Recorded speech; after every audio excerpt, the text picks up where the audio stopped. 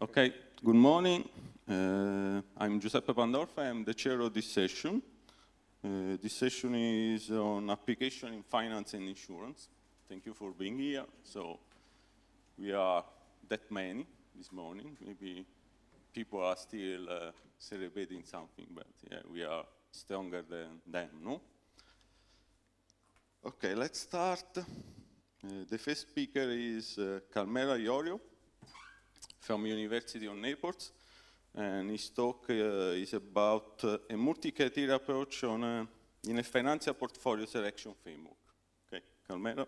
Thank you. This work is joint with Giuseppe Pandolfo and Roberta Siciliano, and our aim is to select within a large set of alternatives suitable assets to compose an investment portfolio by appropriately evaluating the associated systematic risk. So our strategy exploits a varying coefficient capital asset pricing model framework, and our proposal consists of a two-step multi-criteria approach to support the selection of equity portfolios. The first step is identify cluster of stocks having similar systematic risk factors, and then we rank these assets using an electric tree method.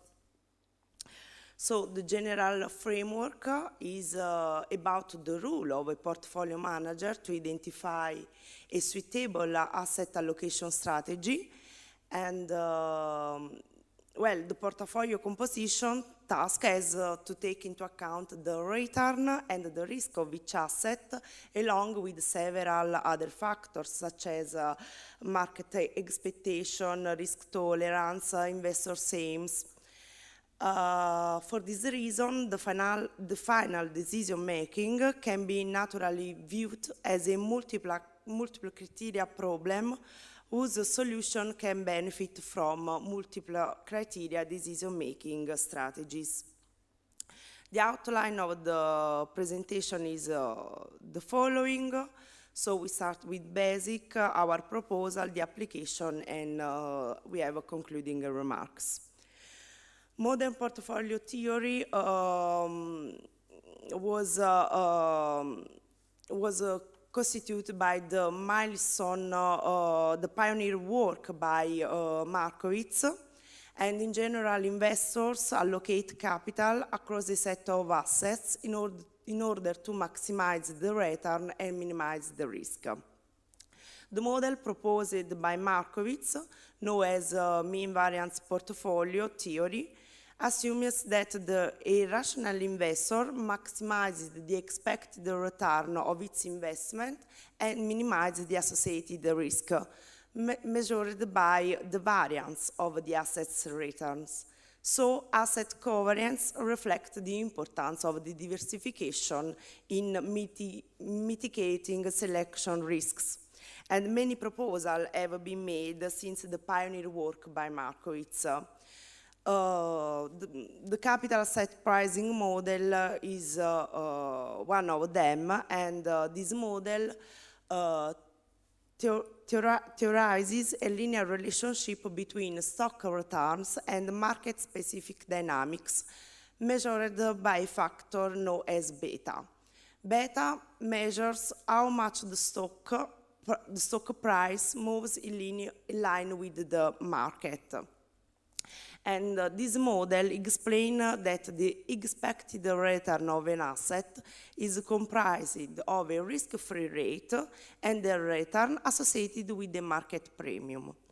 Under the unrealistic capital asset pricing model hypothesis, the beta coefficients are fixed over the time, but the static CAPM is not able to capture differences in the behavior of an asset during different periods, in this way producing a situation invalidating the classical theory.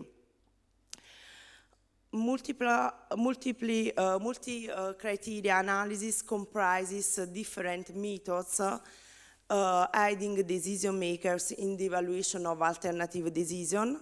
So decision makers have to group alternatives into classes by considering numerous conflicting criteria. Sauer and Zuponidis et al. More recently have recognized that given all the constraints of the asset allocation process, portfolio selection problem casts within a multi-criteria decision-making framework. And in a decision-making framework, the aggregation of all the evaluation criteria is a crucial step. And within this type of problem, the aggregation of all the evaluation criteria can be carried out by using different models. And in this work, we will consider the electric tree method proposed by Roy. This approach is based on binary relation defined on a set of alternatives, and the outranking relation requires the definition of the concordance and discordance condition, as well as the notion of preference and indifference. Different versions of this method have proposed during the years, but they all consist of two steps. First, the outranking relations are constructed, and then the procedures of choosing, selection, sorting, or ranking among the different alternatives are applied. So, our proposal. We propose a multi-criteria approach for selecting attractive securities to be included in investment portfolio, but our risk evaluation are guided by preliminary cluster analysis of time-varying asset-specific beta coefficients. Our proposal in this way can bring a decrease in the portfolio systemic risk required by an investor, and in this way we can provide a tool that can aid the financial practitioner to select the stocks in accordance with the systemic risk factors. The parameter beta of the classical of the capital asset pricing model is a measure of an asset's systematic risk that can be diversified. Within a static CAPM framework, the relationship is the following, as you can see by looking at the equation 1. And we consider instead a more flexible formulation, allowing the risk factors beta to vary over time. And the equation 2 is a special case of a varying coefficient model proposed by us and Bishirani. Our approach uses penalized spline smoothers that combining B-spline and difference penalties to model these beta risk factors. The penalized estimation problem for asset I becomes in this way, and the solution is given by the equation 5. So we propose this two-step procedure combining a k-means clustering of risk factors, and we propose to cluster the beta coefficient for a set of assets. We model this risk indicator by means of P-spline, whose coefficients are clustered, so that each group is characterized by stock with similar systemic risk profiles. Then, for this set of assets, we compute 6 measures of performance, and we use this measure of performance to have a ranking by using an electric tree method. So, our application it works on 48 stocks included in the Standard & Poor's 500 index, and we modeled each series of closing pricing in such, computed the return as a log price difference. So we have the returns, the monthly returns, and we modeled these by P-spline. And we apply a key means procedure with a Pearson correlation distance.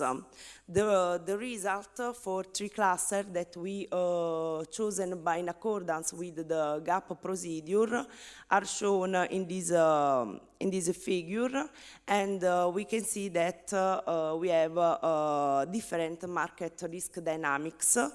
And the gray line are the beta systemic risk for the asset included in this application. So for this asset, for each cluster, we consider the mean, standard deviation, adjusted Sharpe ratio, conditional value at risk, and upside potential ratio, a Bark ratio drawdowns measure that are usually applied for these aims. And we considered this measure as input of the electric tree. And since our aim is proposed to a strategy of SOC ranking according to different group of systemic risk indicators, we have set the indifference threshold equal for each criterion performance, while the other criterion can be set by experimental evaluation. So we have 3 clusters, and we have for each cluster a ranking of the stocks. And we have 3 clusters that are different in according to beta. So a portfolio manager can select a certain number of stocks according to the ranking given the previous screening clustering based on different profiles of systemic risk, ensuring a better diversification of portfolio. So we conclude our proposal is about a portfolio composition method within a multi-criteria framework, and we take into account different levels of systemic risk as measured within a time-varying capital asset pricing model settings. Our procedure is based on a cluster analysis of the time-varying beta that are market risk factors to identify groups having homogeneous beta dynamics, and set of performance is used as a criteria for the electric tree ranking method. And this combination between clustering and multi-criteria can be helpful for financial practitioners when dealing with a portfolio selection problems. Thank you. Thank you, Carmela. We have time for a short question if there is. No question? Okay. Thank you, Carmela. Okay. And now the next speaker is Marco Scaglione. And his talk is about silhouette-based method for portfolio selection.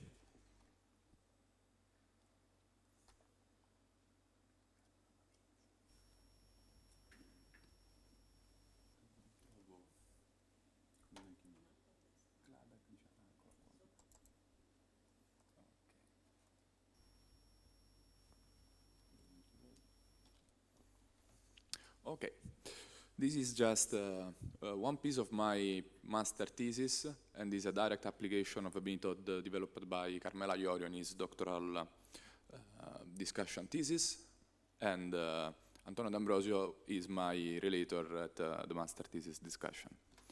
The idea is always following the portfolio selection model by Markowitz and applying the P-spline smoother in order to have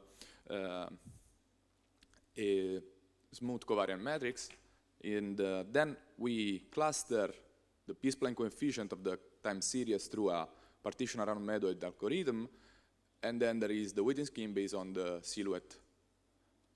Okay? Asset allocation is ideally divided in two phases: the expectation formation on the future asset performance, and the portfolio selection based on the knowledge and the purpose of the portfolio we're going to build.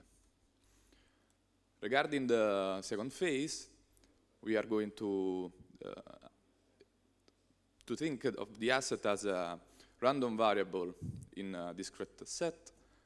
And so we have the usual formulation for the expected value of the value of the asset and the variance.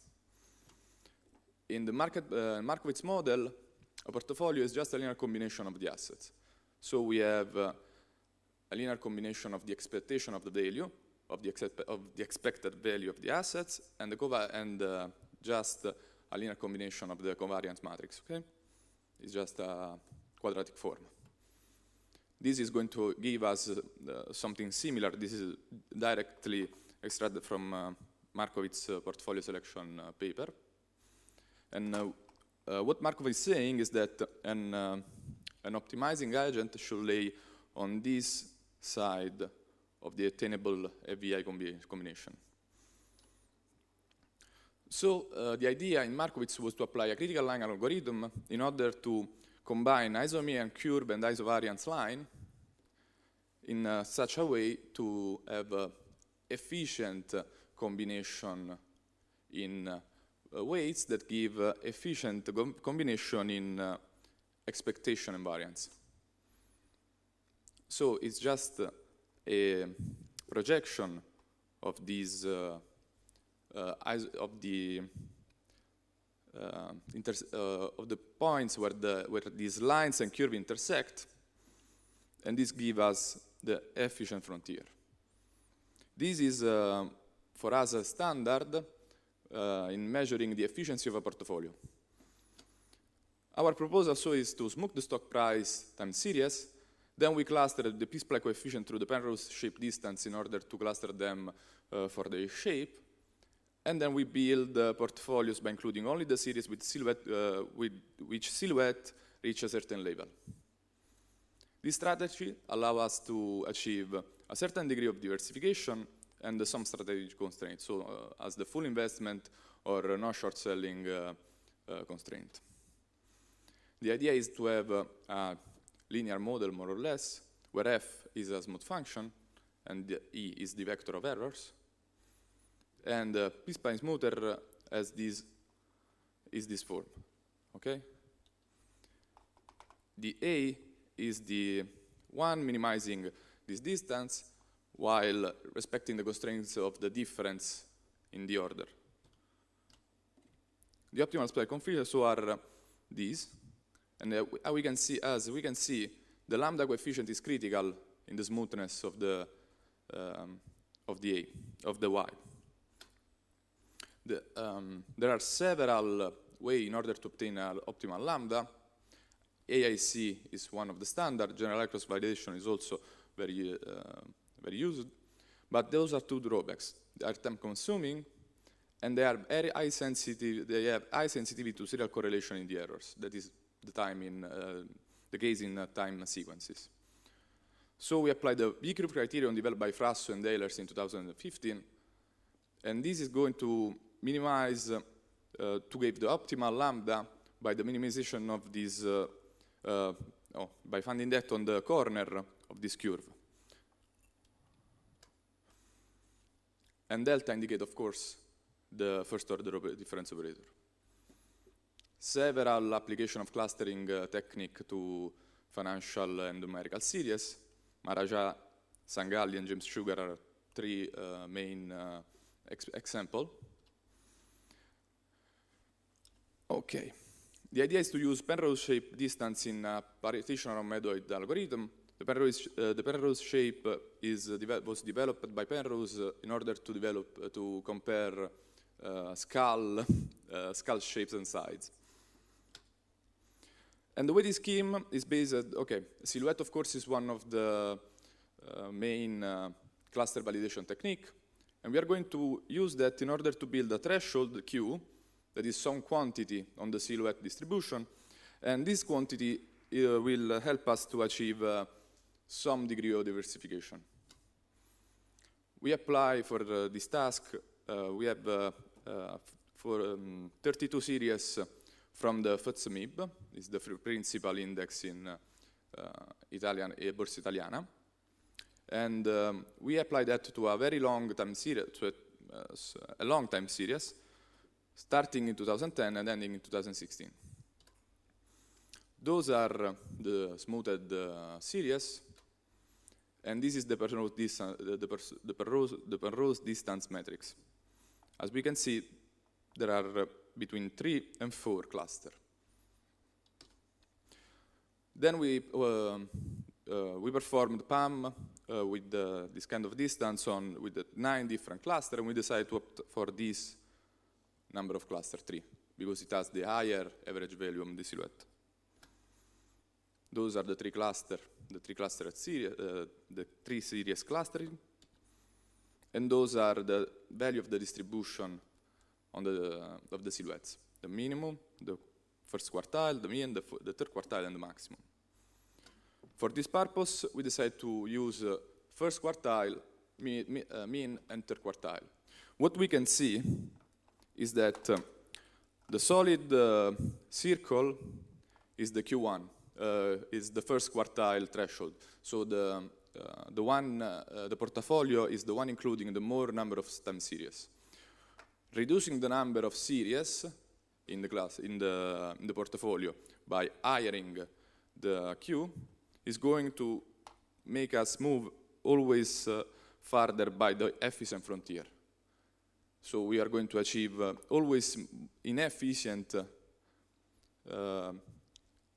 more inefficient combination. Those are the main references, of course, and thank you for your attention. Okay, thank you, Marco, for your talk. Is there any question? No, I have just a curiosity. Can you clarify how your weight function? How do you weight? Because if you go back to again, okay, here, Sij is the value of the silhouette for asset I in cluster J. QCJ is the value on the silhouette distribution, let's call it like this, and this is normalized by the summation of these quantities for all the clusters who are above the Q. This allows us to have always positive weights, and the summation of these weights is always 1. What about the choice of Q? Q is chosen based on the concentration that you want around the cluster medoid. So this is mostly a way to assess at least the riskness of the portfolio. Okay. Thank you again. Thank you, Giuseppe. Yeah, Marco was pretty fast. So now there's a bit more time for the last speaker. Last but not least. David Zapetal. I hope the pronunciation is not that bad. And his talk is about application of survival analysis to critical illness insurance data. Okay. David, the floor is yours. From current, from the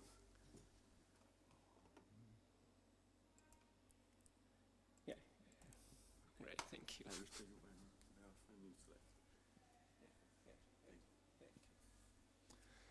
Good morning, ladies and gentlemen. My name is David Zapletal, and together with my colleague Lucia Kopecka, we analyze the critical illness insurance data by survival analysis. Here is a short overview of my talk. First, I introduce the data and Cox regression and proportion hazard assumption. Then I will talk shortly about created model, and finally I speak about our results and conclusions. And let's go to our data. As it was mentioned, we analyzed the data on the critical illness insurance, and this data was provided by one of the commercial insurance company operating in Czech Republic. We have the data for, after of course some cleaning and deleting duplicities, we have the data for more than 231,000 clients, and from that clients, more than 1,000 had an insured event.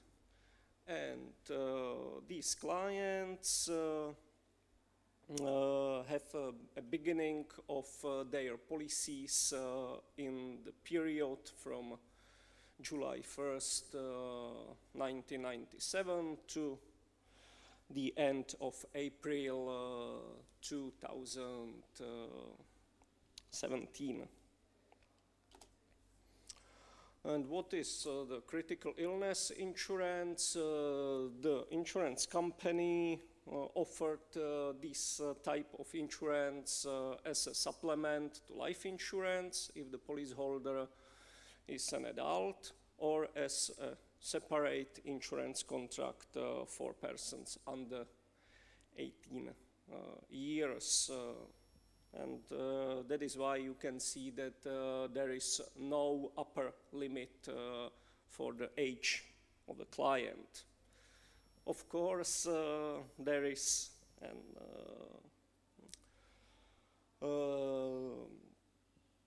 limit for the upper, sorry, not here is the upper limit is 65 years. Of course, there is no lower limit.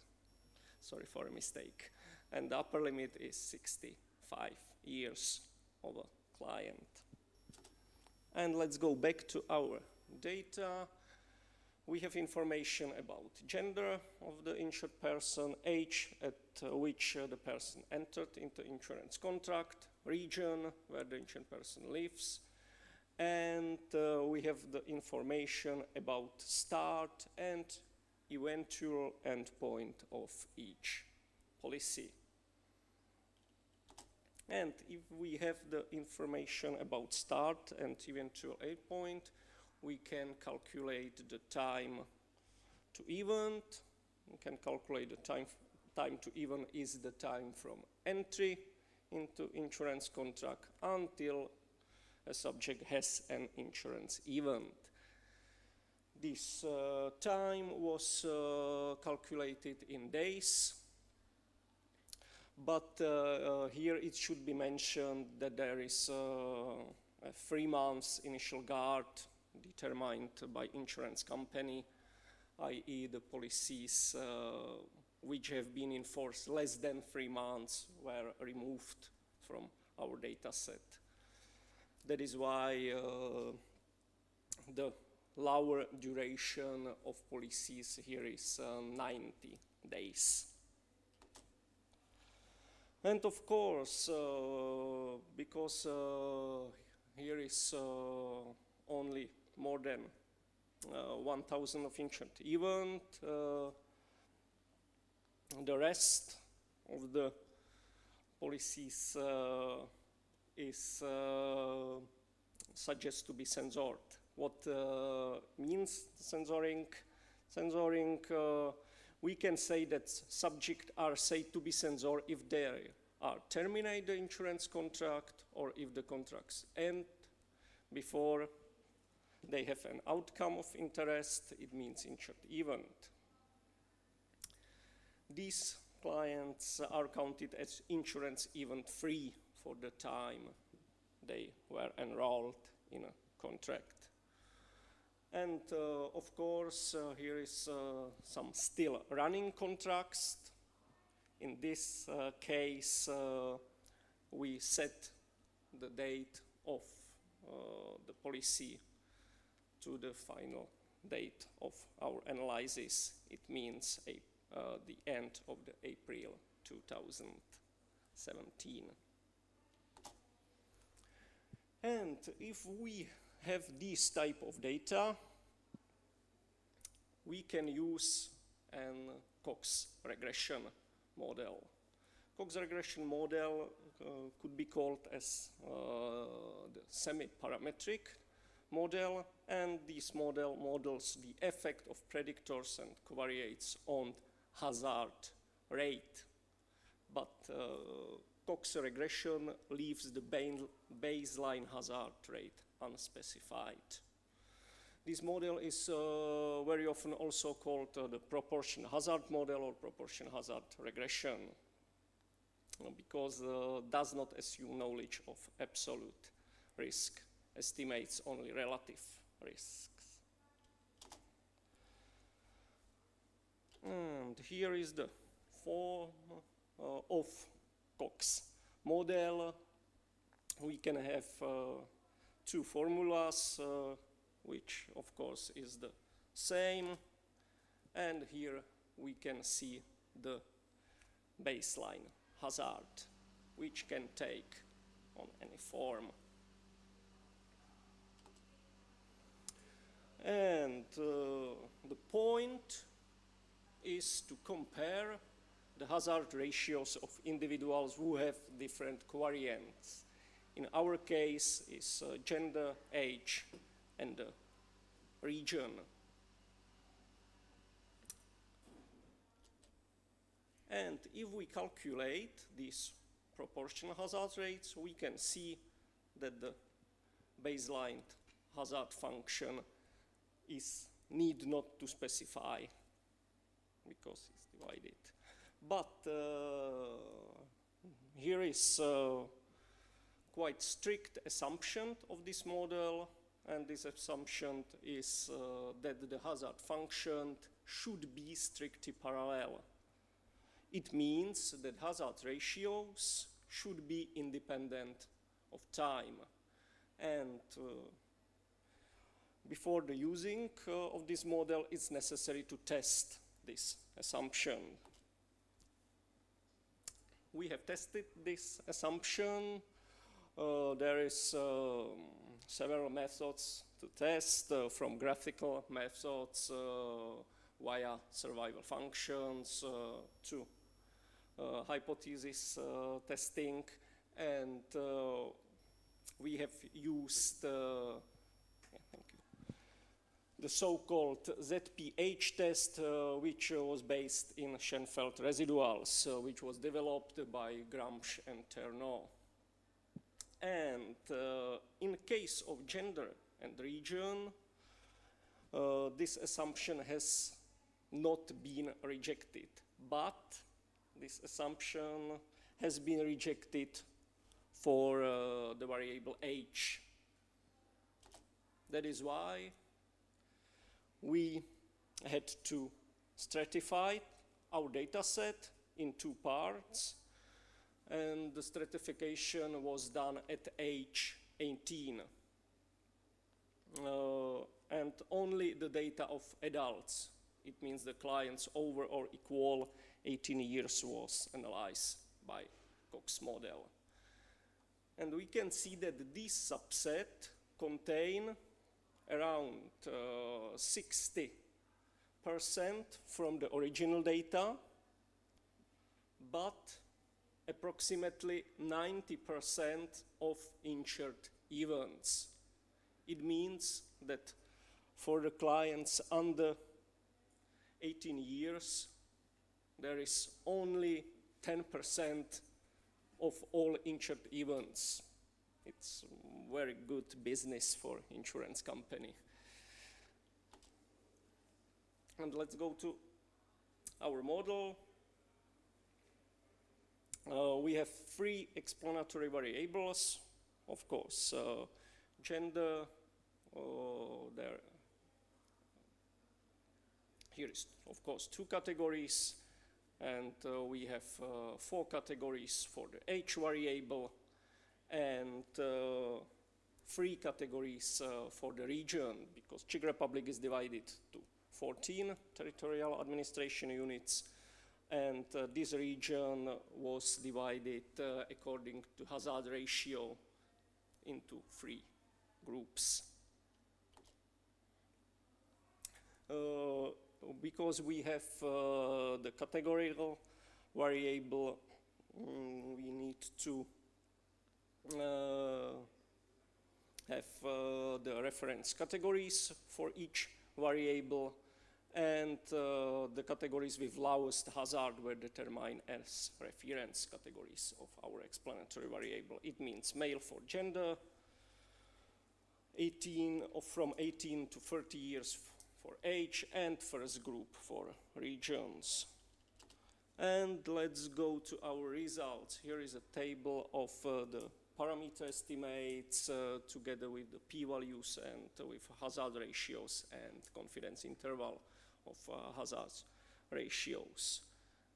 And what we can see, first we can see that there is no statistical significance of gender. It means that the hazard or the risk of the injured event is comparable for males and females. Of course, the different situation is in case of age, and we can see that, for example, the clients over 50 has more than 10 times higher risk of injured event in comparison with the reference category.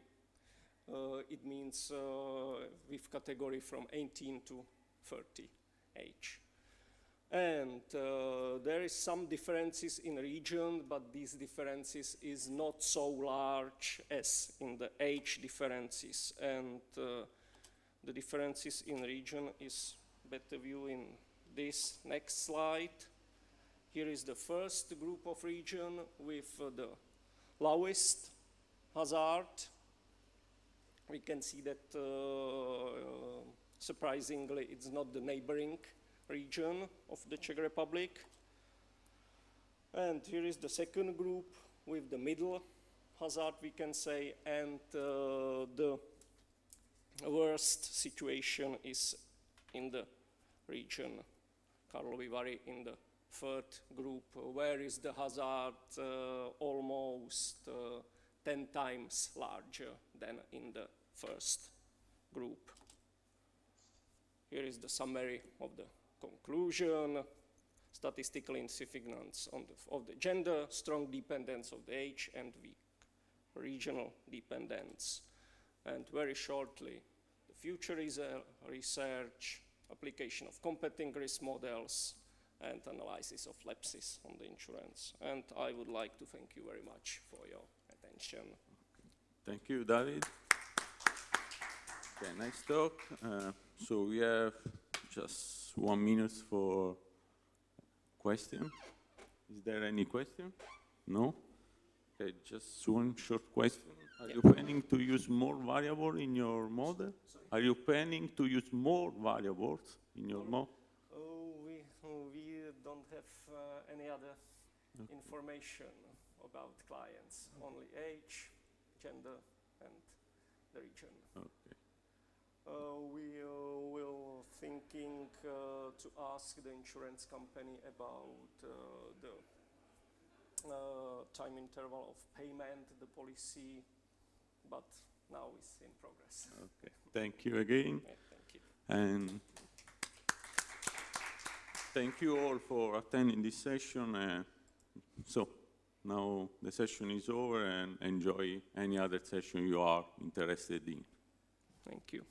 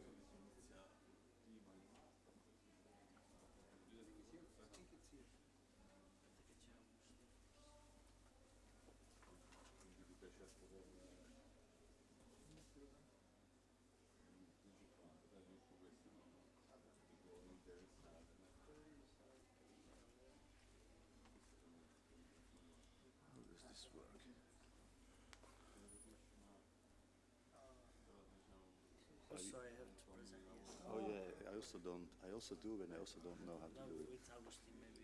Ah, okay. Jose. So yeah. He's the first speaker, but I don't know what it is. Well, I'll watch him, and then I'll do the same. I think the slots are here. I think the USB. Yes, this is USB. I think the USB is here, but I hope it's the right thing. Please, please. Try. Okay. I'll be the guinea pig.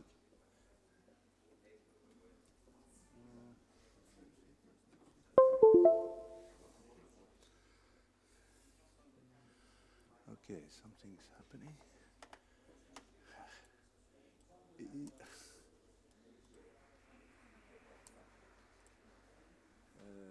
Copia. Copia qui. Yeah, I need to learn other languages. Okay, so it wasn't so hard.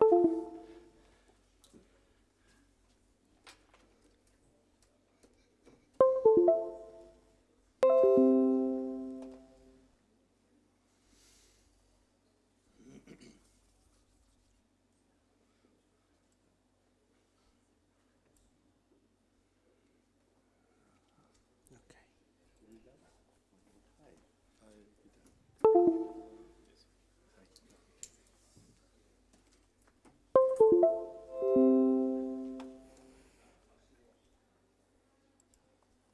Dov'è? Come si fa?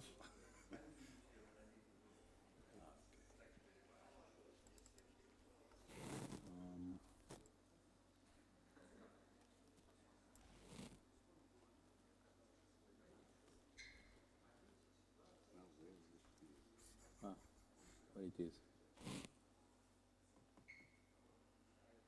So big? She. 18.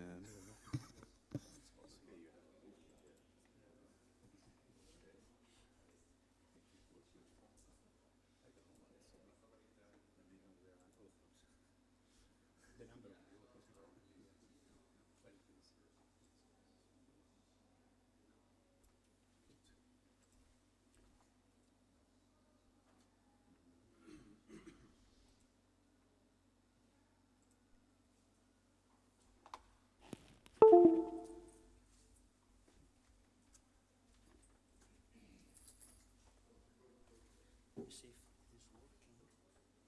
Yes, yeah. Yes, this one. Welcome to this session, the way to reference and process information and data analysis. The first speaker is Luca Bagnato.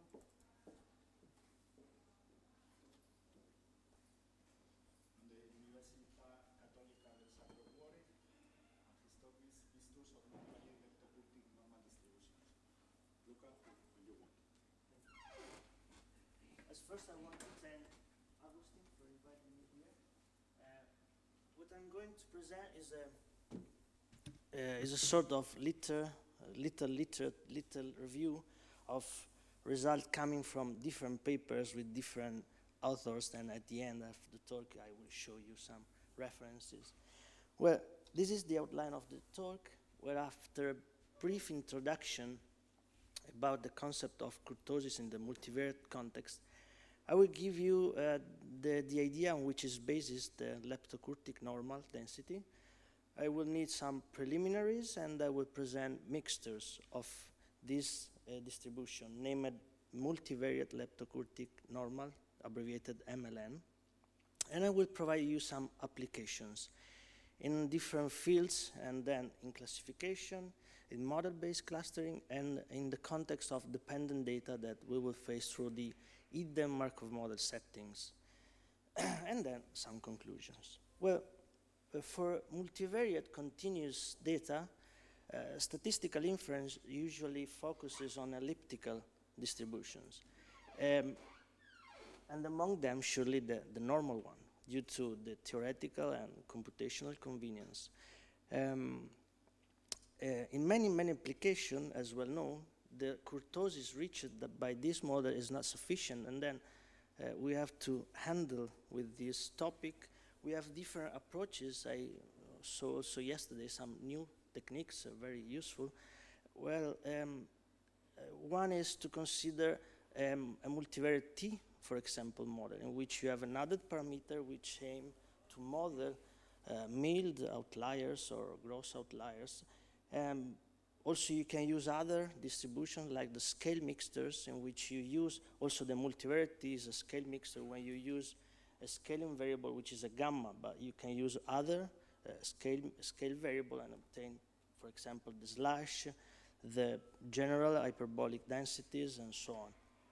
Also, the contaminated normal is a model very used in which you have two components of a mixer, one for the bulk of the data and the other for the model for modeling the outliers. Well, our approach is slightly different. In particular, we use orthogonal polynomials. The orthogonal polynomials also used in that paper, Zoya 2009. And the idea is to build through this polynomial, given by this condition. In particular, we have a density, and we can obtain that polynomial through that condition by using the moments of such a density. And we can, the idea, without going into details, is that by combining that polynomials, we can reshape the density in a way you modify the desired moments. In practice, by a linear combination of this polynomial, you can modify the moments you are interested in. Well, to give you the idea on the genesis of the proposed model, I need also the definition of the elliptical distribution, then the stochastic representation. Very briefly, according to Convegno, you have that an elliptical random vector is defined as in the slide. You have a mean vector plus a product of three elements. The first is the random vector uniformly distributed on a unit hypersphere. The second element is the R variable, which is a variable, a positive random variable. And at the end, lambda, which is a matrix, okay? Here you produce spherical surfaces. R gives the shape to the random vector, and lambda transforms spherical in elliptical surfaces. Well, you as well know if you select as generating variable in that stochastic representation R, which is a key distribution with d degrees of freedom, you obtain the normal model with mean, mu, and covariance matrix sigma. This is a well-known result. Well, if you take this R tilde here as the random variable obtained by reshaping its density in such a way, then you define the density of R tilde as a product of the density of the key distribution times a linear combination of orthogonal polynomials presented before, you obtain a new random variable, which the polynomial is here, and it depends naturally from t, and then from r, and from a parameter beta. Well, this new random variable has moments which are equal to the original key distribution till the third moment. While the fourth is changing, actually you have the fourth moment, which is something plus beta, d times d plus 2 plus beta, which is exactly the parameter added here. Well, if you put this variable into the stochastic representation of elliptical random vectors, you obtain what we call multivariate leptokurtic normal, which depends naturally on these three parameters, mu, sigma, and beta, that new parameter, and the density simply result the one reported in Formula 4. It is a product, simply the product of a density of a normal with mean, mu, and covariance matrix sigma times a polynomial depending on the Malanobis distance and on the parameter beta. It's arising from the reshaped density we have seen before. That polynomial depends on the Malanobis distance and this parameter, which is constrained to assume value in this interval, 0 and h, where h depends on the dimensionality and then from the dimension of the vector you are building. This constraint allows you to produce a real density and a unimodal density. Then the resulting distribution is unimodal. Where some properties, the most important ones, is that X is elliptical for construction, as we have seen before. Mu and sigma are exactly the mean and the covariance metrics of X, like in the normal model. And the only added parameter, which is beta, the one we have seen before, is the excess, exactly the excess of kurtosis with respect to the normal model. It means that the kurtosis of our novel vector here is exactly d times d plus 2 plus beta, where d times d plus 2 is exactly the kurtosis of the normal model, okay? And the last one is that that model embeds the normal one. It is easy to see that if you put beta equal to 0 here, the part disappears and the polynomial result 1, and you return to the normal model. Just to give you briefly an idea on how the parameter beta reshape the density, you can see here 4 bivariate surface distributions with the same mean vector and covariance matrix, but with the beta that increase. And as you can see, the shape, the peakedness, and tail weight increases in line with beta. And then also the kurtosis, naturally. Well, we can apply mixture model, and then we can model a vector through a mixture in which we have that the probability is made in this way, where pi and f are respectively the weight and the density function of the vector you are interested in. And the application are direct or indirect, usually. We will see now 3 applications, as I said before. One to the context of classification, clustering, and dependent data, not discriminant analysis. Well, this is the first one is a sort of sensitivity study to investigate if the background noise affects the classification performance of some fitted models, okay? The data set is the survey of 217 students. We have 2 groups. The data set is included in this package, Flex CWM. We have 2 groups, males and females, reported here, and we fit on this data 5 models, 5 mixtures models. One with normal, T, contaminated normal, power exponential, and leptokurtic normal distributions. And we range the number of components from 1 to 3. Well, this is the table reporting the result on the raw data, okay? As we can see, by selecting the best number of components through the BIC, we have that the best model result to be the normal model here, with also the adjusted index, the highest one with the other models. Here, the most penalized is the power exponential model. Indeed, in this example, it seems that we have no need to use more sophisticated distributions. The normal seems to be sufficient in this case. But now we want to add some background noise. And to do that, we generate 20 points in that square, centered on the bivariate data, and uniformly, okay? And to make the result more stable, we have repeated 100 times this generation, and we fitted our models. The dotted point here, the bullets point here represent the noisy points, while the other, male and female, the data set.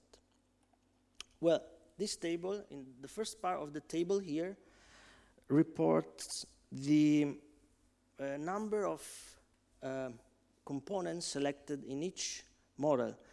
And as we can see here, the normal model selects 3 groups wrongly, and 5 times 2 groups, 2 components. Apart from sporadic case here, all the other models select always the right number of components, which are 2. Well, by looking at the big and ARI, here we have average values because we have generated 100 data set, remember.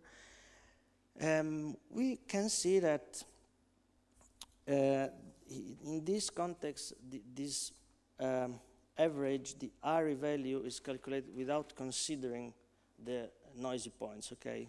It measures the agreement between the model selected by the BIC and the model, the classification, the agreement by the classification provided by the best model through the BIC and the true labels. Here we are not considering background noise, they are not labeled. And we can see that the best model is the one we propose, both in terms of BIC and in terms of adjusted run index. Interestingly here, we can see that this 0.913 is the only one value equal to the previous table. It means that it seems that then this type of model is not affected by background noise, okay? The second application regards model-based clustering. Here we take a benchmark data set, which is the ICE data set included in the SN package of Azzalini. It is widely used in this context. We have 6 variables. We have 2 groups, 2 components, here female and male, like before. This is the scatter, this contains the scatter plots of all the pairs of data here. And this is the table reporting the result, both in terms of BIC and ARI. Interestingly, also here, our model fits better. And also the ARI is higher. Interestingly, also here, I have reported the estimated parameters, beta 1 and beta 2 for the MLN model, which are, if you remember, the excess of kurtosis for, in this case, each component. We have that, I remember to you that the higher is the beta, the higher is the kurtosis, and then the tail weight, okay? Then for one of the 2 groups, it seems that we need to model with the heavy tail, and this is the result reported here. The last application, I think I have some minutes more, yes. Is related to dependent data that, as I said, we face through the hidden Markov model settings. Actually, these are models which are sort of dependent mixture, and this is also why we use mixtures in this context. We have a beaver data set of returns. We have 2 indexes, NASDAQ and Stock 50. In a period spanned in 13 years, more or less. Here you have the 2 plots of the returns. As we can see, we can observe usually unstylized fact like the mean 0, different periods for with different volatility. Also the normality is not accepted here, and the kurtosis naturally is higher. Here I reported actually the results of 6 models. For each model, we ranged the components or the state, since we are talking about hidden Markov model, from 2 to 6. We have performed also the hidden semi-Markov setting. Then we have 6 models. 1, which is the normal, the usual hidden Markov model, and the other 2, which are the hidden semi-Markov model with the Sojourn distribution modeled according to the shift to Poisson, and one with the gamma distribution. I don't want to go into details about this setting. Also here I skipped all the parts regarding the estimates. If you want more details, you can go on the reference paper. On the first column, we have reported the models with the emission distribution normal, while in the second column, we have reported here the hidden Markov models with the leptokurtic normal. And interestingly here, we have always the models with the leptokurtic normal outperforms the other ones. And then also here, our proposal seems to be useful. If we take the best model here, according to the BIC and ICL, is this one. And if we go into detail, if we focus on that model, I can provide the estimate of that model and try to understand the states we have fitted.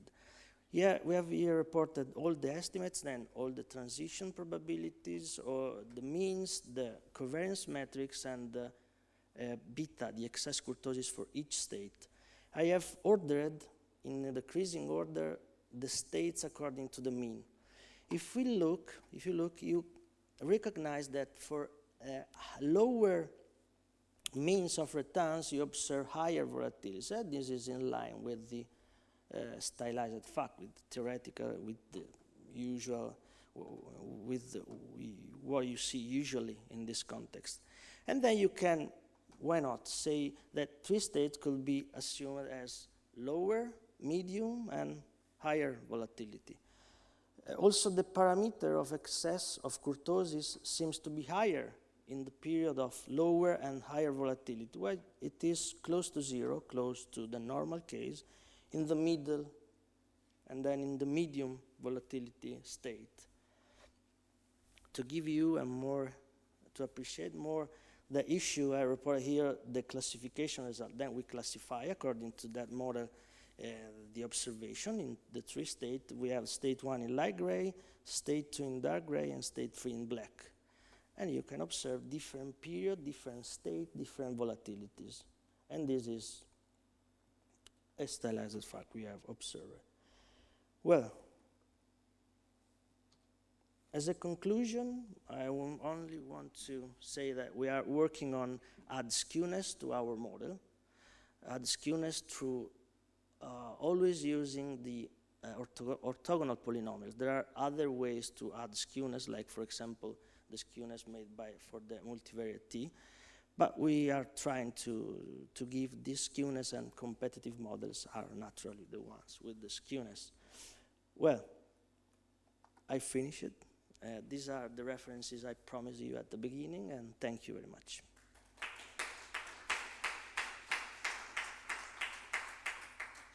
Thank you, Luca. Any question?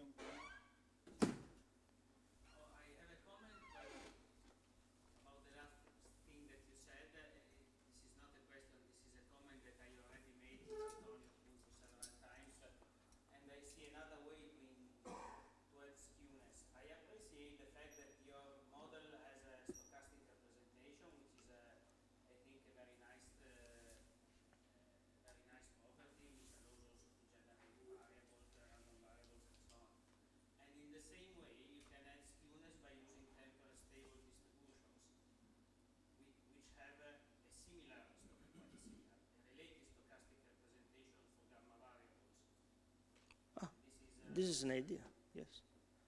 Because you can add skewness actually by using the, like the skew normal, you can put the model of a variable. But I don't like this one because, I don't like this way because orthogonal polynomials are difficult to treat because they create multi-mod. You can have more than one mode. Indeed, the constraint on beta is made so that you have a unimodal distribution. But this could be an idea to avoid such a future. Why not? Thank you. Antonio already knows that. Okay. Maybe he's not interested to say to me, maybe. I'm joking.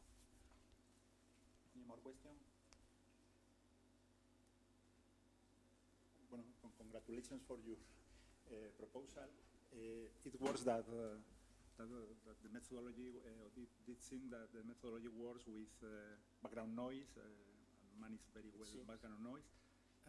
But possibly, do you try point-wise contamination? Because you know that the point-wise contamination is the worst possible in many settings. And no, we didn't. But as you are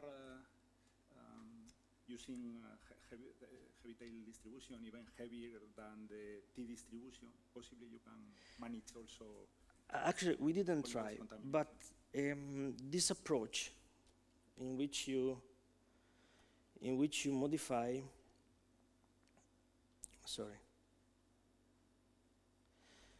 in which you modify the distribution of the key distribution. Actually, you can modify any positive distribution. Then if you start already from a distribution which has heavier tail, we can produce heavier and heavier tail, because for this distribution you have a limit.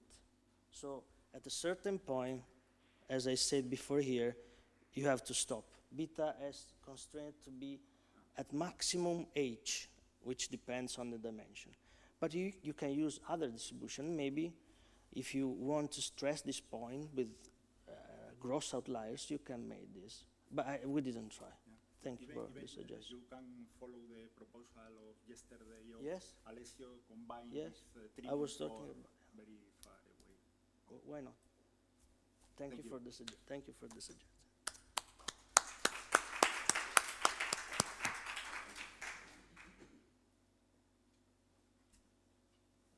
The second speaker is Domenico Perrotta.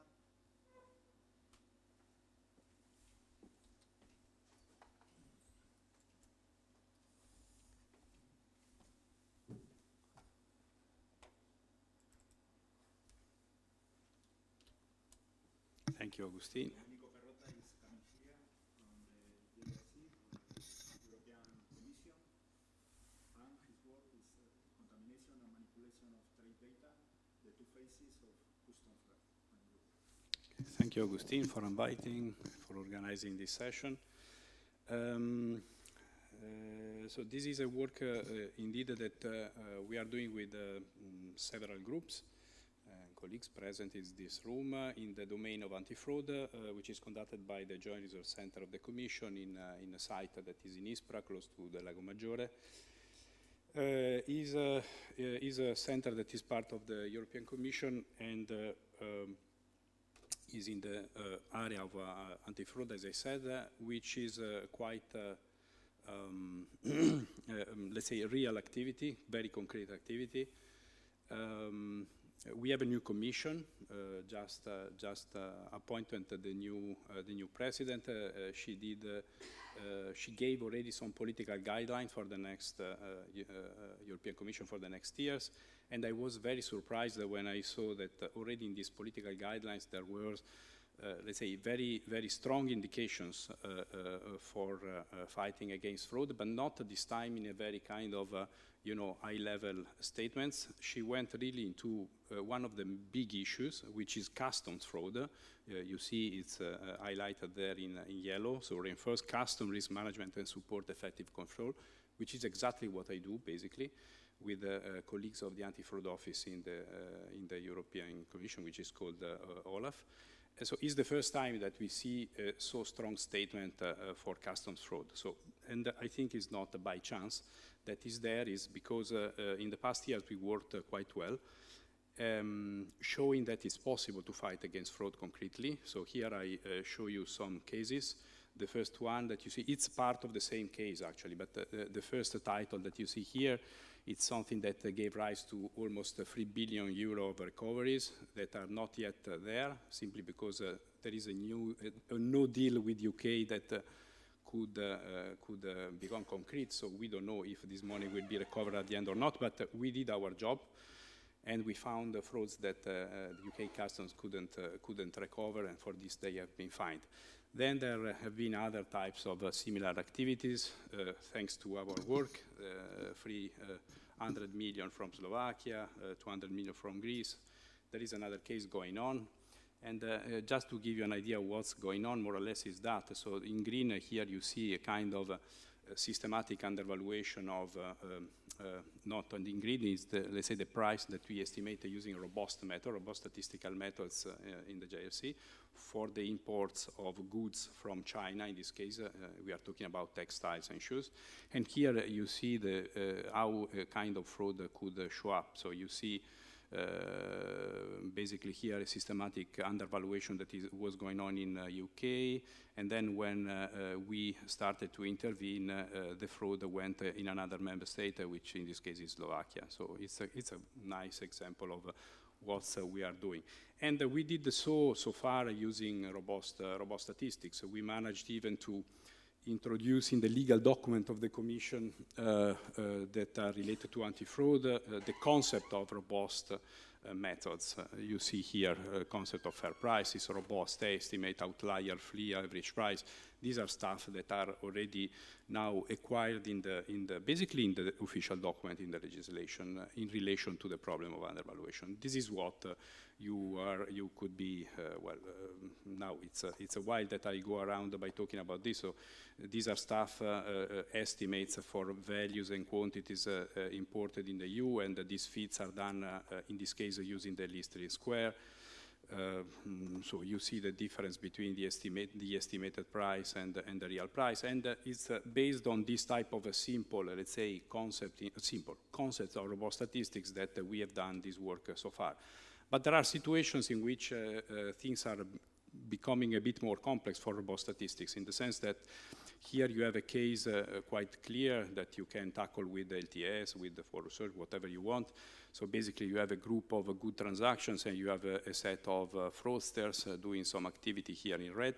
So you can easily detect this, of course, with robust statistical methods. But what happens if the fraudster is doing something in a quite tricky way, not really for undervaluating, but maybe for money laundering or other things. So if the fraudster is manipulating data for other reasons, you can see here one of these fraudsters that is in the middle of the data. So in this case, you cannot really apply concept of outliers and robust statistics, because the outlier is deviating against what? So this is not exactly something that you can detect with robust statistics. So we are using outlier detection method, robust regression, robust clustering, easy repeat, and everything works fine when the pattern is something like that, but it doesn't work well. You cannot apply it when the pattern is something like this. So for this reason, we started to work with the Benford law, which you might know or not know, so I will introduce it very briefly here, and basically what I'm going to tell you, I don't know, in another 10 minutes, it's published in these mainly in these two papers, one in PNAS and another one in Journal in Business and Economics Statistics, and we are still working on this with the friends that you have seen at the beginning. So basically, what is the thing here? The thing is the fact that if somebody manipulates numbers, does something that is not well known by the fraudster. So the fact that the first digit, the leading digits of numbers is not uniformly distributed. So if you have this number here, pi, the leading digit is 3, of course. If you have 1 over pi, which is 0.3, again, the leading digit here is 3, and so on. But already in the 80s, Newcomb discovered that the significant digit 1 is more likely to occur than the 2, and the 2 is more likely to occur than the 3, and so on. So it's not something that is flat. So digits, the leading digits occur with a distribution, which is this one, that you see here, that follow a logarithmic law. This is the first, the digit here, the first digit. And basically, if the occurrence of the 1 is more or less 30%, of the 2 is 15% or so, and so on and so forth. So this is the table. And of course, fraudsters, well, they might know, but it might not be very simple to manipulate numbers, for example, balance sheets, and try to manipulate balance sheets such as the numbers still follow, the Benford law, and satisfy also the balance that you have to have in the balance sheets, and the same for customs data, of course. So this is why we wanted to start investigating the application, the applicability of this. So it looks like a kind of, simple law, simple distribution, but the reason why it is so is not very understood.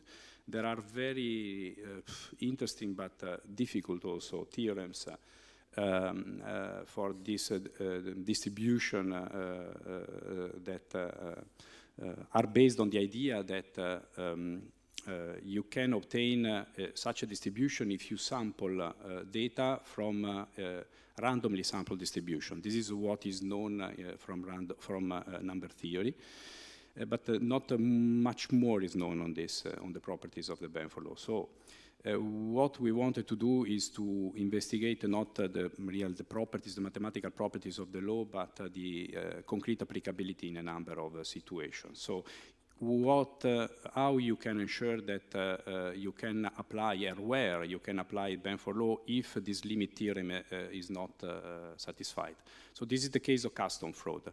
In customs data, the custom values declared by fraudsters, by the importers and possibly by fraudsters, it's not said that you can apply like it is, the Benford law to everything and just point the finger to somebody. So we wanted to understand basically when you can apply the law in customs data and how to obtain good properties. So basically, what we want to achieve is to have low rate of false detections, as usually. So we cannot ask investigators to go and check many cases because they will not do it, simply not to do it. Therefore, the type 1 error is important to control it, and this was not easy for Benford law if you just apply it like many do, just with a chi-square test on everything that you have at your disposal. And then we wanted to exactly to evaluate the properties and understand when the method is applicable. So what is also interesting that the perspective that we tried to also give in our work is in terms of contamination model. And I think this is quite nice if you see the problem in that way. So here you have this probability, which is tau t, which is the probability to observe a contaminated data, so with a certain distribution of the digit from this distribution of contaminated data gamma. And then you have here a phi, which is the other perspective of the normal frauds, the normal trader, which produce this distribution of digits with a probability which is 1 minus tau. And this is the, let's say, the probability, the joint probability of observing a certain set of digits. What we have shown in our papers, in our contributions that I mentioned before, is the fact that these probabilities, this joint probability here, depend in the case of custom fraud from two variables. One is the number of the product that the trader is importing, and the other one, NT, is the number of transactions that the trader is importing for each product. So basically, is from the ratio between these two that you can understand, this is what we understood from our simulation and our studies, that you can understand if you can apply or not the Benford law. And if you think about it, these two basically are the things that Hill demonstrated in his limit theorem using number theory considerations. So the products are basically the distributions that you have to sample, and the transactions are the samples from each distribution. So this is why we thought to have this parallel, from the theoretical results of Hill into the practical application and the contamination model that we wanted to define. And if you, well, the contamination model written in that way is also nice because if you consider situations where Benford law is applied by in other contexts where you don't observe the data for single trader, you enter into situations where data are aggregated. You don't know anymore who are the trader, the companies basically. So you can use the Benford law in those settings to tell that if there is a problem or not, but you cannot identify the fraudster. And this would be the contamination model in that scenario. And this is the classical contamination model in the other scenario. This is the scenario of robust statistics, where you can know if something is deviating or not. So if a single, an individual transaction is deviating or not, but you cannot know if a complete set, so basically an importer in our case, a fraudster in our case, is anomalous or not. So these are different focus. Here the focus is on individual transactions, here is on aggregates, here with the one that we want to use basically is on single traders, which is the purpose of anti-fraud. And this is the classical chi-square statistics that you use for making a test of deviation from the theoretical distribution, which is the Benford. So this is the class. So you go. This is the test for the first leading digit. So it's the sum who goes from 1 to 9. This is what you observe. This is the theoretical probability. So the classical chi-square. The problem is that when you go to digits, so 2 digits, 3 digits, and so on, well, the joint distribution deteriorates. So basically, you need to keep control of false alarm and so on to adopt. So the simple, let's say, test for the joint distribution doesn't work anymore. So this is what the people normally do. This is why we introduced a two-stage type of checks, which uses also conditional distribution. So we check first the co-occurrence of the so the rejection basically of the first 2 digits. So we see if the first 2 digits are supposed to be manipulated or not. And if yes, we go on using conditional distribution, and we want to understand which of the digits is responsible for the rejection of the joint. And for having this conditional distribution, we carry out extensive simulations, and we could, using this approach, really obtain very good results, both in terms of size, and then we will see also in terms of power. So let's see a concrete example, just to show you how it works. So here I applied basically the methodology, this two-stage methodology, to data coming from the single administrative document. So these are the real declaration of the trader. So the values declared in this case, and the prices declared. I can show you here a first example. We collaborate with several custom offices. This one, member state one, Andrea, was Italy or was Austria? I don't remember anymore, but it was one of these two member states. These imported 100 transactions, and the products that were imported by this trader are 23.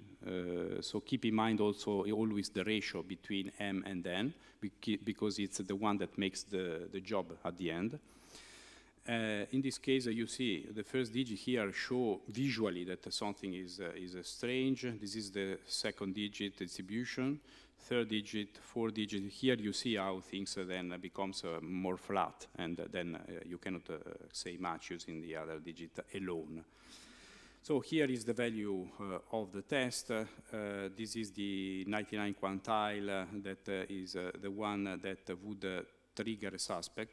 But if you go and look carefully at the situation of the conditional, of the joint distribution of the first 4 digit, 3 digit, 2 digit, and so on, you see that the first one are, well, nothing is really serious in the joint distribution. The only case is this one here that is strange. But for the rest, you don't notice anything which is actually rejected by the multiple stage analysis. So basically we can conclude in this case that, okay, maybe something is strange here in the two, so if you go visually you can observe something strange, but after all it might be a case of full discovery.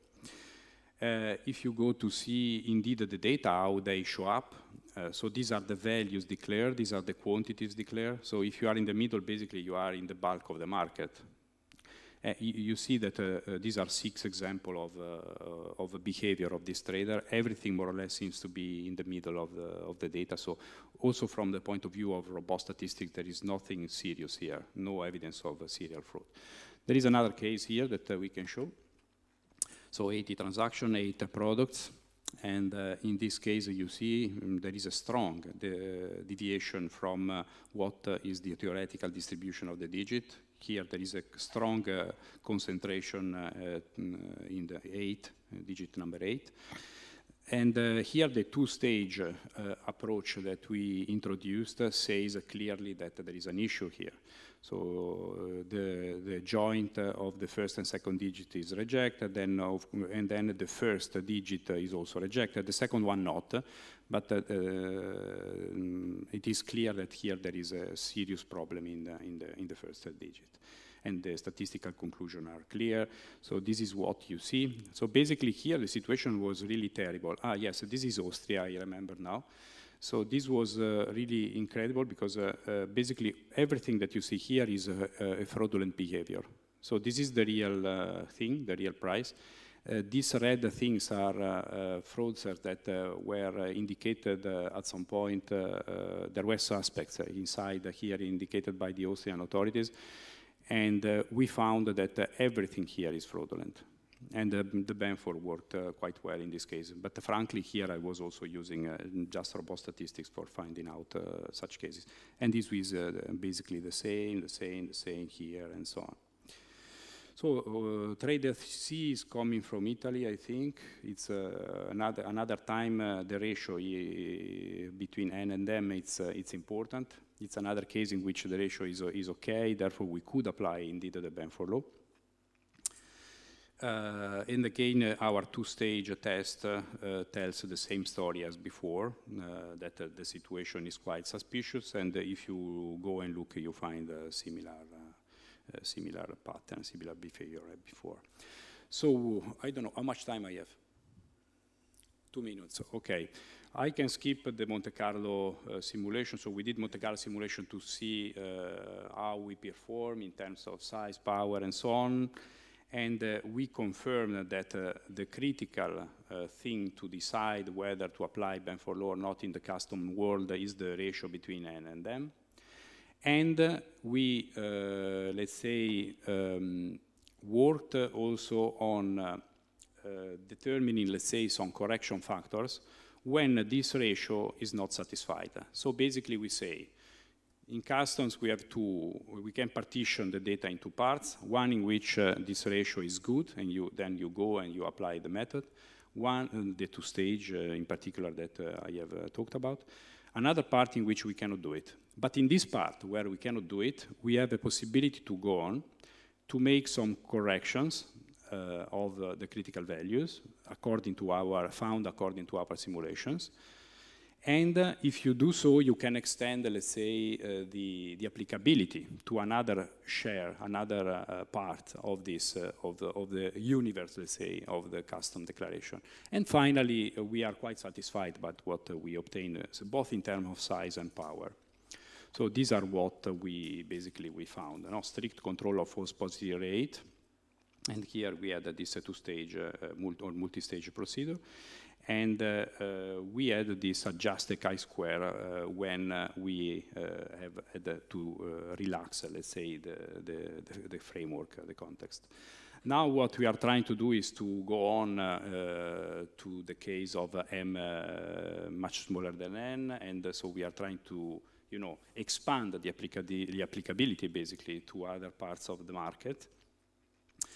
We are working on the software side, so now we have a software that is going public, so everybody can use it. It's quite, it allows to apply our methodologies, our tests, to huge data sets with many variables. I think that we are now applying the methodology to a database of companies that is particularly big, and we are capable to analyze 350 variables concurrently that are given to us by colleagues, by academic colleagues in Parma. And I think that's it. So and we are extending also the collaboration with customs. So for the moment we collaborated a lot with Italy and Austria, but also there is Belgium and others that, and Germany, I think, that currently manifested some interest in the methodology. So these are other references that I think are particularly interesting for those that want to enter in the mathematical properties of the Benford law, in particular this work of Hill here that I mentioned at the very beginning, that I think is the key, let's say, paper that somebody wants to read if wants to understand really the properties of the law. Okay, I finished.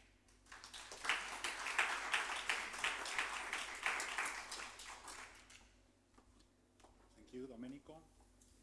Any question, comment?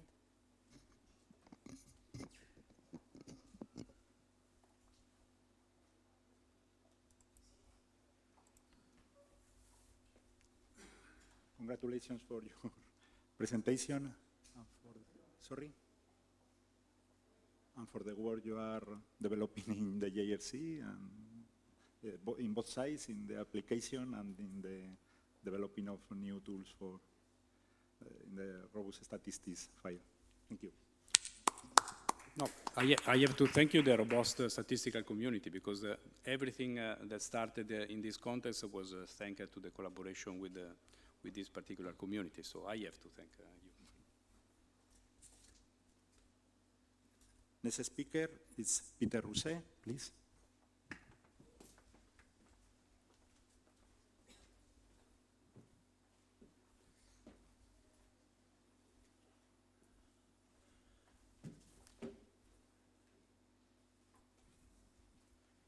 I don't see a pointer. Maybe I can put in my pointer. All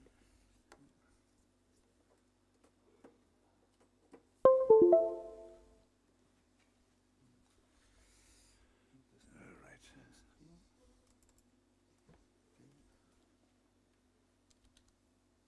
It works. Peter is coming from Leuven University, and he studies macro PCA and all-in-one PCA methods, allowing for missing values as well as cell-wise and row-wise outliers. So I'd like to thank the session organizers for having me. So this is work on principal components. It's joint work with Mia Hubert and our former graduate student, Wannes van den Bossen. So first we start from the data, as always. What are the issues that can occur in the data when you want to apply principal component analysis? The first one has been mentioned many times already today. That is that real data often contain outliers. And the approach that we take in the robust community is to first construct a fit that's robust to the outliers, and then to detect the outliers by their large deviations from that fit. Deviations could be distances or residuals. But there's also another issue, that of missing values, and most of the robust methods in the literature and in the R packages cannot handle missing values yet. There were very few exceptions, a paper by Maria Pia Victoria Fezer with a student, and Danilov, Yohai, and Zamar in 12. But really, not a lot of such methods were available.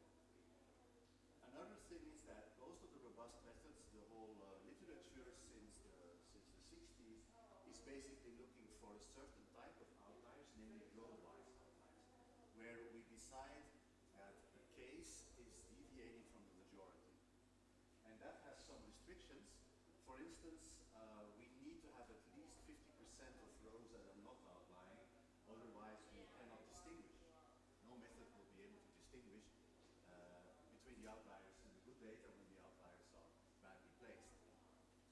But there's a new paradigm in town, cell-wise outliers, which basically was put on the map by Alcalá et al. In 2009 in the Annals of Statistics, and one of the methods for that situation was published by Claudio Spinelli, Ruben Zamar, Victor Yohai, and a student of them. These are suspicious cells that occur anywhere in the data matrix. So we have a data matrix, the rows are usually the cases and the columns are the variables. We say case-wise outliers is the same as row-wise because they form one row in the data table. Cell-wise could be individual cells that are hiding anywhere in the matrix. So here we see a data table, and so the paradigm of row-wise outliers is, okay, there are some rows that should not be there, maybe they belong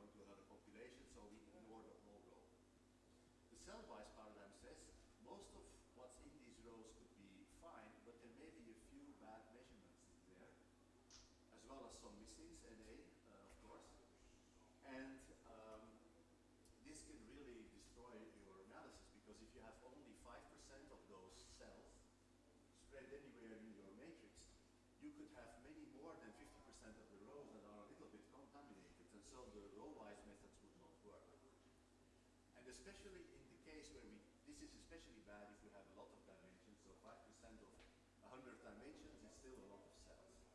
And so that is exactly the situation with high dimensions where we would like to apply the principal component method. So some algorithms have been developed over time to deal with some of these issues one after the other. The classical PCA, of course, is the oldest method and did not do anything special for those three situations, and still, nevertheless, works quite well in most cases. Then there was a version created by some people in the 90s, iterative classical PCA, which is a kind of an EM algorithm which imputes the missing values and then re-estimates. It's a kind of iterative procedure. Then there were several robust PCA methods. This is one of them, ROB PCA, that can deal with row-wise outliers, but not with missing values, and of course not with cell-wise outliers, because nobody thought of them at that time. And there was an extension of ROBCAD that can deal with missing and row-wise outliers, but still not cell-wise outliers. So what I'm talking about today is this new method that tries to do something about all the three of the problems. And the name macro comes from missings and cell-wise and row-wise outliers.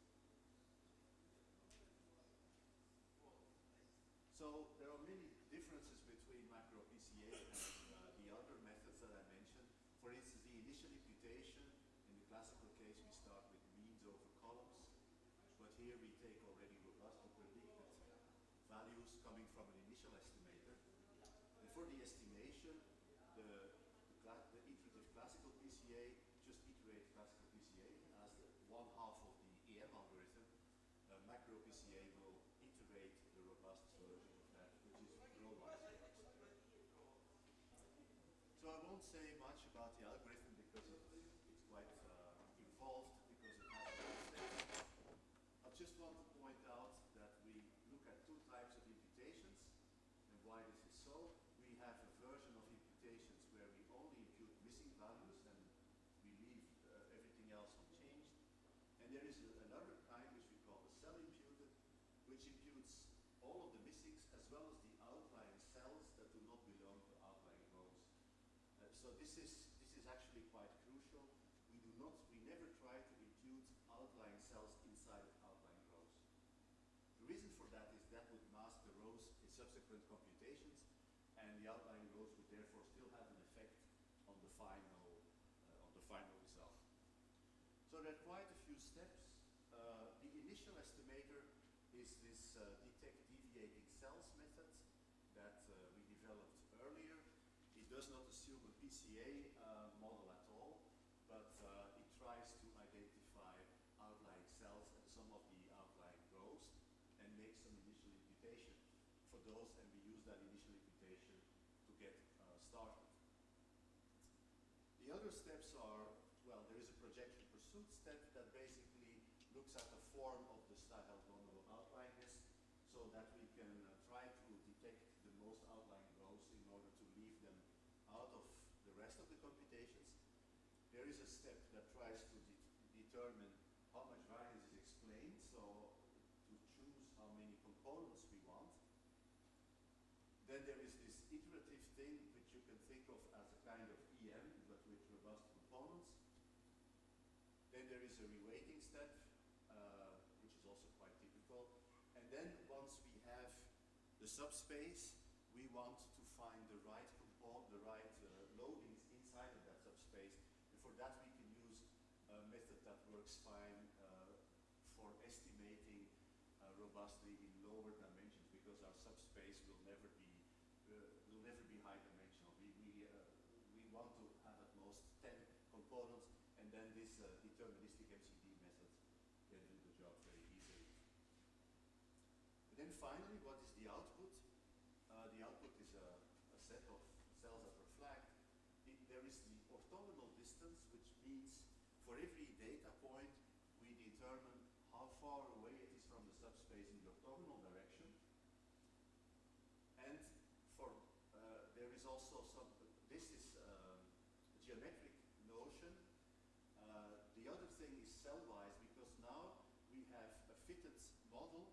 so for every cell in the matrix, we have the cell that we observe and the cell on the subspace. So we have residuals, and residuals, if we have a matrix with n times d elements, we'll have n times d residuals, not n residuals, but n times d.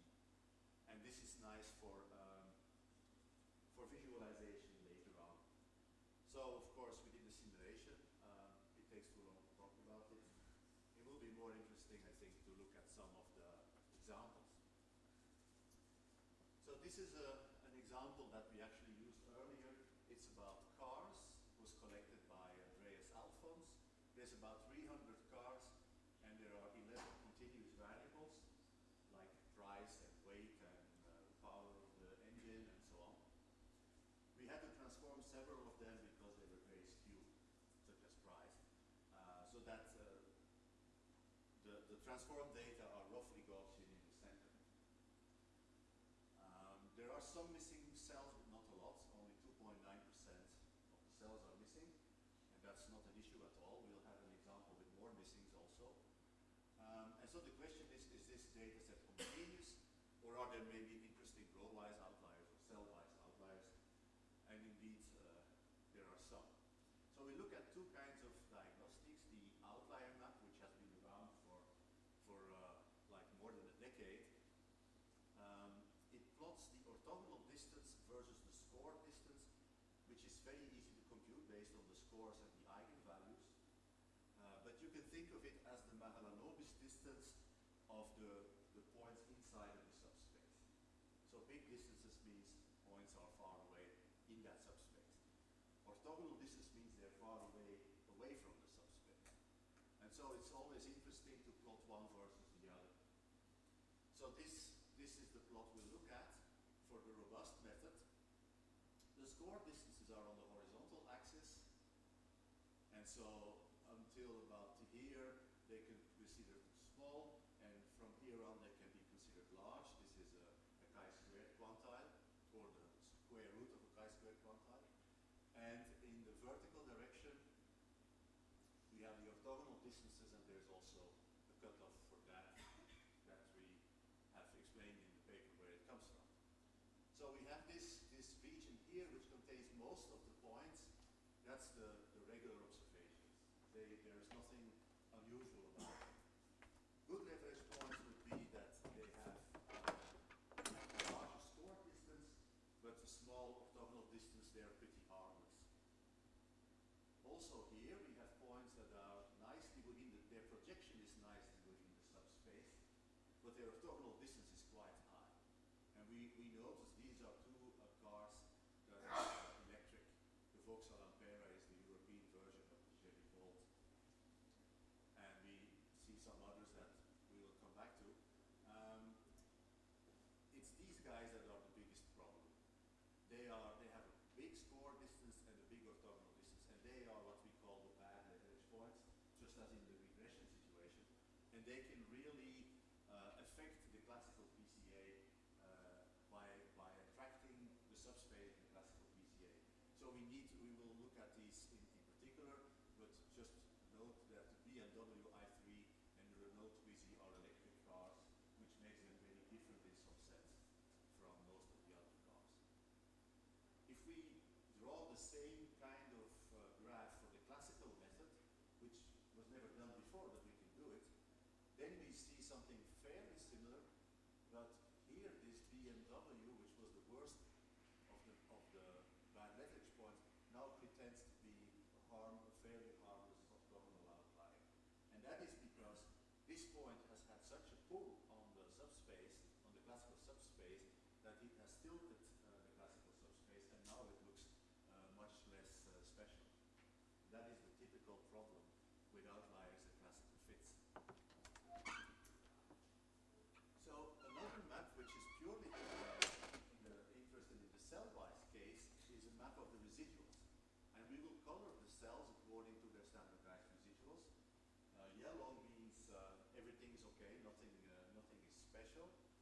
A blue cell means the value is lower than we would have expected from all the other variables. Red means the value is higher than we would have expected in a significant way. this residual map will flag the cell-wise outliers, and we have added a little thing to it to also visualize the orthogonal distance. So this is such a cell map of the residuals.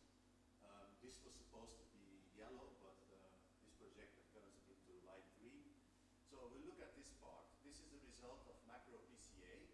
So there are cars for which all of the cells are yellow, so there's nothing unusual about them, like the Honda Civic or the Audi. But then we see some cells that are really weird. And so this BMW stood out also in the other map.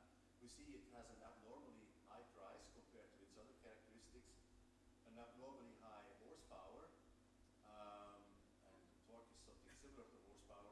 It accelerates in a very short time from 0 to 100 kilometers per hour, and so on. So it has a lot of special characteristics, and the reason is, of course, it's mostly an electric car. It has a small other engine, which has a tiny displacement for cases where the battery runs out, but mostly it's an electrical car, and it has all of these unusual properties. There are also other cars that stand out in other ways. For instance, this is an all-terrain vehicle, which is expensive and very heavy and very long and wide and high. So we detect some of these things. Also, the other electrical car here, the Renault Twizy, is pretty bizarre. It has a missing value for displacement and for miles per gallon because it doesn't use gas. The horsepower is pretty low, but it's a small car, of course, and it thinks it can accelerate in 0 seconds to 100 kilometers per hour, which is, of course, wrong. So this should have been a missing value, but somebody filled in a 0 for a missing value. This happens a lot in real data. If we do the same thing based on the classical methods, then we find some things, but not as many. So this is that was a kind of toy data set because people understand cars. We have two more serious data sets coming from science. The first one is from chemistry. It's a data set that's now basically a benchmark data set. These are 180 samples of Venetian-style glassware from the 16th and 17th century that were analyzed without destroying them by a spectrometer. And so the spectra have 750 wavelengths, and there are 180 of these pieces of glassware. So we have more dimensions than observations, which is why chemometrics was the first to look at such data sets with more dimensions than observations, with the partial least square was the main tool they used for many times. So there are no missings in these data because the equipment has worked, but we do expect row-wise and cell-wise outliers because, of course, production quality was very uneven in those olden days. And this is what we get at the top for the robust method. I hope you can sort of see it. We could not make a separate cell for every combination of a wavelength and an object because the resolution would not be enough on the screen.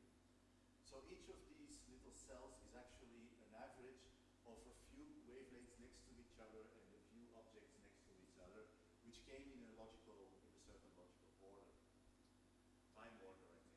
And so we see that there are outliers. For instance, this group has a higher concentration of a certain element. The intensity of that element in the spectrum is higher, and that the chemist can say which contamination this caused. So it's a contamination in the chemical sense as well as in the statistical sense. I think this was phosphor, and in another group there were other elements, and I think calcium was one of these. So they can look at the spectra or this map and say where it came from. And then there's something crazy at the end. We have a lot of changes for these final rows, and these are actually row-wise outliers because they do not belong to the same population. So somebody in the lab at some point decided to clean the machine and switch out some parts, and therefore the machine gave totally different readings after that point. So these should really not be in the model. But the ones at the top, they are in the model, but with cell-wise outliers.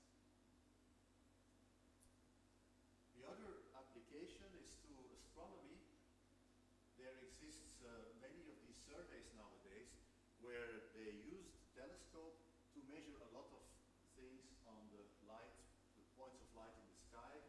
The digital Paloma Sky Survey was one of the pilot projects of that of this, and it has a lot of measurements and a lot of objects. We, in order to make things fit, we restricted ourselves to stars because there are also galaxies in that data set, and we have 21 measurements. That's not a restriction. That's really the variables that we have, because there were a few more variables, but they had nothing to do with the object. They had to do with the background of the object for comparisons and so on. But so all of the measurements on the actual objects are in our data set. There are 21 measurements, and that's because there are three groups. There are color bands J, F, and N, which stands for blue, red, and infrared. And each band has 7 variables. So the same 7 variables were measured in the blue, in the red, and in the infrared. They measure the light intensity, the size of the object, and the shape of the image. And here we do have a lot of missing values. Exactly half of the entries are missing. And in fact, 85% of the rows contain some missings. So here we definitely need that feature where we can deal with missings. Why are there so many missings? Well, it often happens that an entire color band is missing. The infrared is missing the most, the red is missing some of the time, and the blue is usually observed perfectly. So there could be outlying rows, which would be special stars, or there could be outlying cells, which would be wrong measurements, or measurements that indicate a different type of object. So if we run the methods, and this is actually quite fast on the data set, we get first our usual outlier map, which is score distance on the horizontal axis, orthogonal distance up there. And here we see that the outliers, the strange things, are really bad leverage points. So they are outlying in both directions. Both the scores are too big and the orthogonal distance is quite big. And so in order to figure out what's going on with these guys, we will track them. We take the 150 that are the furthest away, and in the coming pictures, the picture on the next page, these will be marked in red. That's this picture. This is the first principal component and the second principal component, and we see that most of the red points are in the tail of this shape. So that's definitely not an elliptical shape. We can also look at the loadings. These are the values of the loadings for all of the variables. There are 3 groups of 7, so they are split here. And we see the picture is fairly similar in each of the column bands. And the first loading here basically captures the negative correlation between light intensity and area. And then the second loading measures something else. And so the outlying rows, most of them already stand out here, but some do not stand out, and these might be cell-wise outliers, or they might show up in some other way in a higher component. So we look at the residual map, and so here every column is a variable. There is 21 columns, but the rows are again aggregates of several stars. I think 25 of them together. And we see this little circle on the right indicates whether points are row-wise outliers. So the first is a summary of the 150 cases that were very outlying, and then the others, they have light colors, they were not row-wise outlying. Each of these cells, so it's the average for one variable over 25 stars, and we see, for instance, that there's a lot of light in here. This light color is the average of a number of yellow cells and the number of missing cells, because missing cells are indicated as white.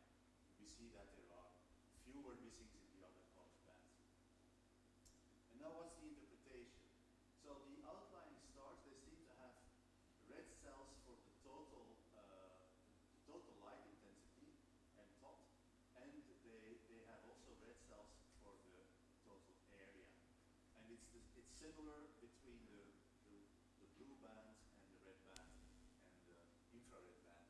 So this suggests objects that are really bright and pretty large. So that does suggest the giant stars in the Russell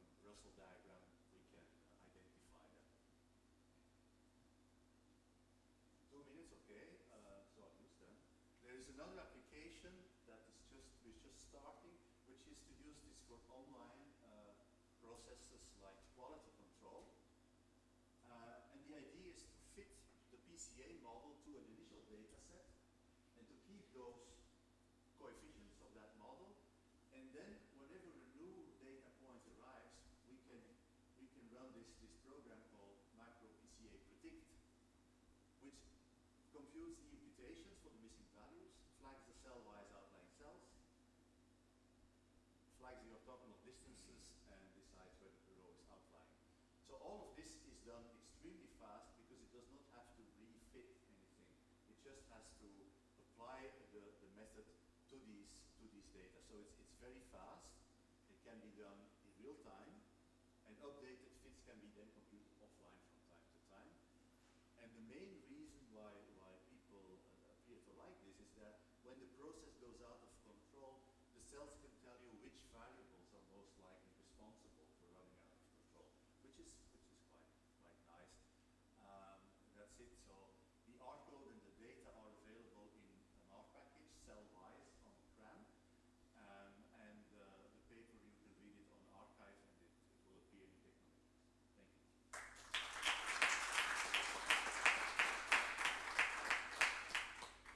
Thank you, Peter, for your presentation.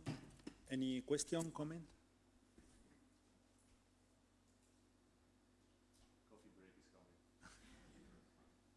Andrea? I liked a lot this kind of approach, and I'm asking if you are planning to implement it also to clustering programs. Since I'm involved in organizing several clustering conferences, it would be nice. So there is at least one precedent where Alessio has applied cell-wise robust methods to clustering. So you have to invite him first. So you guys will think about it. We haven't worked on that. Congratulations for your presentation. Only one question. The methodology works very nice, and it's a methodology available not only for researchers, also for practitioners, all in one, okay? But you say nothing about robustness properties. I assume that the methodology has. But what about the breakdown point? Because I assume that there are no available breakdown point definition for this kind of. That is an issue, and we are working on that, and it's very sensitive. So in the cell-wise case, you can try to define the breakdown in many different ways, and depending on how you define it, it could be very low. Yeah. So it really matters, but that's a difficult problem. We haven't found a solution yet. Mm-hmm. Okay, thank you.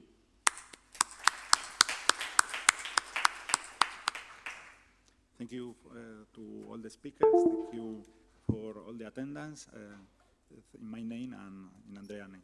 Thank you.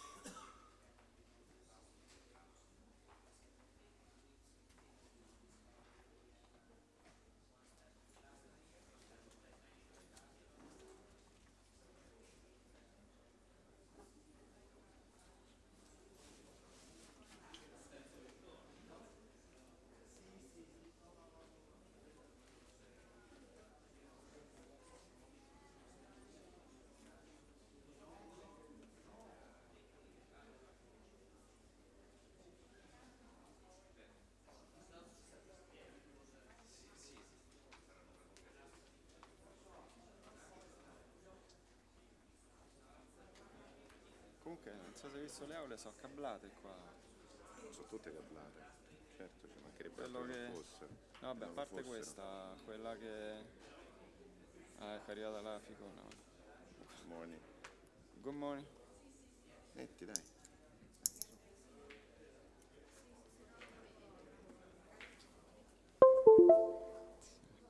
Ma se...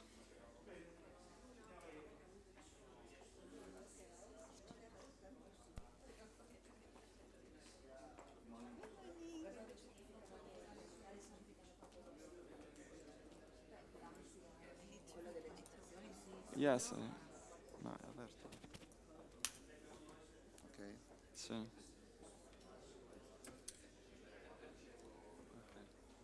Can I?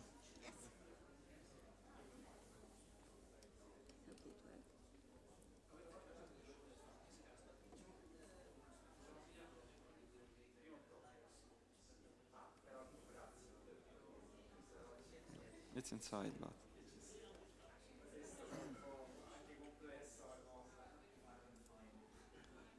This one? Yes, so Yeah. go to cladag. Cladag. Yeah, and then there's a PDF. Yeah. The PDF, Yeah. not the. No. Okay.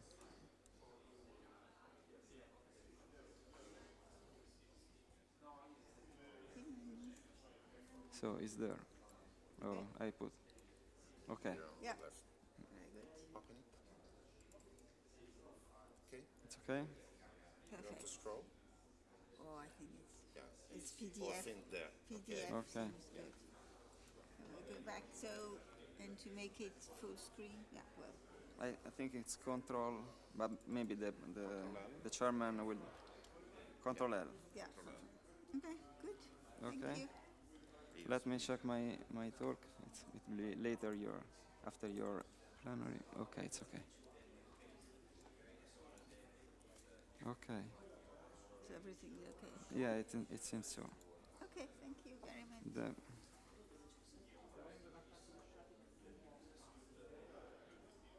I think well, I think yeah. Okay. Thanks.